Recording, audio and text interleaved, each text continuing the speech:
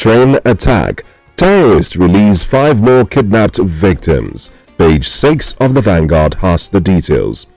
Okay. It's cherry news, really. Cherry news. Even though we still have about I think 23 of them, or 35 of them still in terrorist den right now. So it's clear that these terrorists are not just releasing these people on humanitarian basis. They are releasing them because those people are paying money. They had made a demand, 100 million for each of them. And the question I ask myself, to raise 100 million in Nigeria today, it's not beans. It's not beans at all. And these guys, they don't care. You saw the way they were dehumanizing these people, flogging them like they were cattle. And I don't know.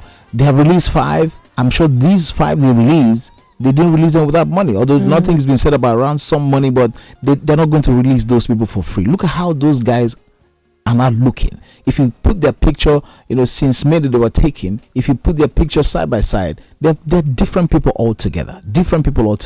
My heart still goes out to that woman who gave birth, in their den. I've not seen her in any of the photos that have been released, because if you don't have 100 million naira, those guys are still going to continue to drag you from one forest to the other. And how is the baby feeding? How's the baby feeding? How are they doing in the forest? This is my concern. But we'll still continue to appeal to the terrorists, because that's the only thing we can do now. Yeah. Since it does appear the security agencies do not know where these people are, because they pay money now. People take money to them, and they walk the people out. So how come we're not able to know where they are? We've been told that, not that we don't know where they are, we can't do carpet bombing, because if you do that, you're going to even kill innocent people and all of that.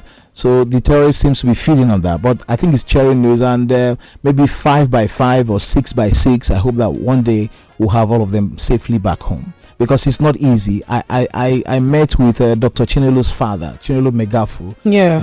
He was here last week, and he was inconsolable. The man is feeling very deep pain. He's almost acting like he's losing his mind.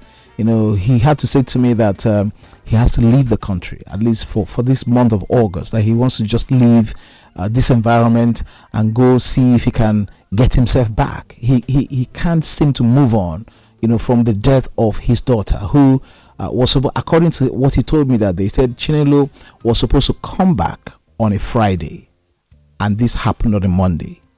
She was supposed to return from Kaduna. They have this attachment to Kaduna, because he said he has served there.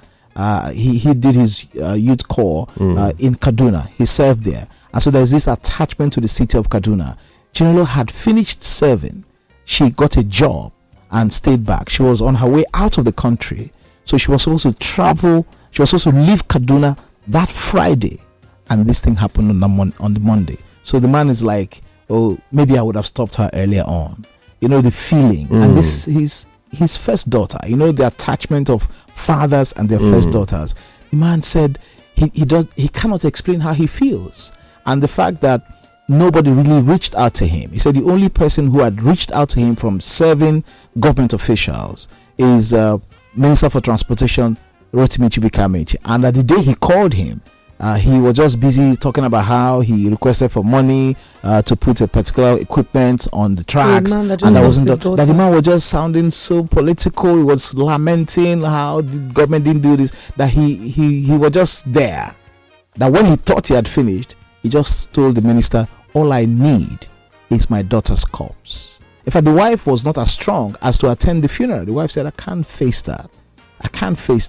He was torn between taking Chinelo back to Anambra State to bury, or here. Everybody, even Peter Obi, called him and said, look, bring the corpse home. And the man said, in the midst of all of this insecurity, if I go and do the funeral in Anambra State, I'll be grappling with people's security. I don't want to bring people down to the east and not be responsible for their security with all that is happening. So the man is in pain. So you can imagine how much pain that man is in. I couldn't hold back my tears. If I had to call for help, I had to ask Thelma to come help me sit in the room, as we're talking to the man. The man is feeling, he's just everywhere you go. He's in his office, you have the portrait of Chinelo there. People have to talk to him to remove all of those things. He's in serious pain. So he just had to leave. He's out of the country right now. He's going to be away for this month. He said he just wants to see if he can remove some of these things from his memory. The families of those people in the forest, they're not finding things funny. They're not finding things funny at all. This country has to do better. May God help us. Did you enjoy this video? Hit the subscribe button for more. Leave a comment and like. Thank you.